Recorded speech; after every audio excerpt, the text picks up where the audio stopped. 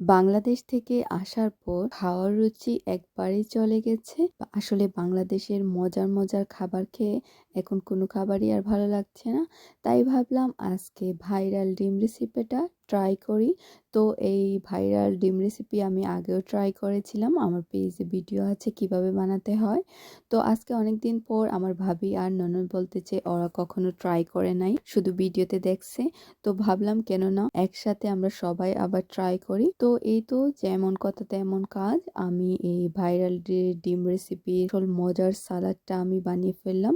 এখানে আমি এই সালাডটা বানিয়েছি, এই তো সবকিছু মিক্স করে। এখানে কিউকাম্বার ছিল, করিয়ান্ডার, চিলি ফ্লেক্স, কাসুন্দি দিয়েছিলাম আর টমেটো সস দিয়েছি, সাথে বিট লবণ আর সরিষার তেল দিলেও মজা হয়। বিট লবণ ছিল না, আমি নর্মাল লবণ ইউজ করেছিলাম।